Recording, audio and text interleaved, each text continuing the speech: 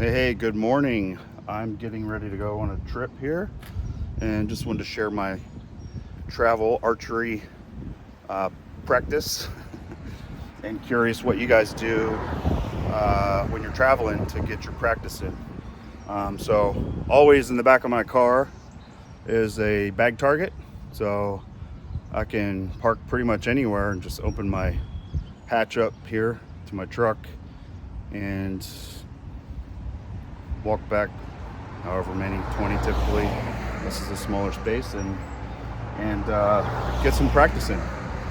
Got to be careful where you just start shooting your bow, of course, but there's definitely areas available. You can do it, and depending on where you stay, might be there. But I always have that in my truck, and well, at least when I'm driving, I have my bag target and my bow, of course.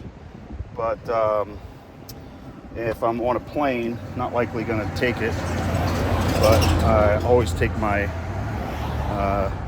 knock-on release trainer with me, so just to get some mechanical reps in. Same thing I do when I practice with my bow. I set up my camera, I record my mechanics, I record all my shots. If I'm in a hotel room or something, it's easy to just spend 15-20 minutes do like 20-30 shots.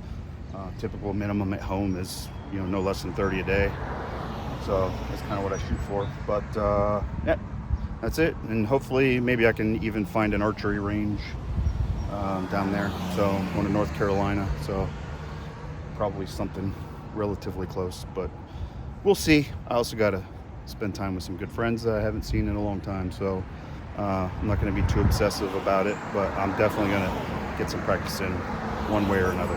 So that's it. What do you guys do when you're traveling to practice? Anything at all? Please share. Thanks.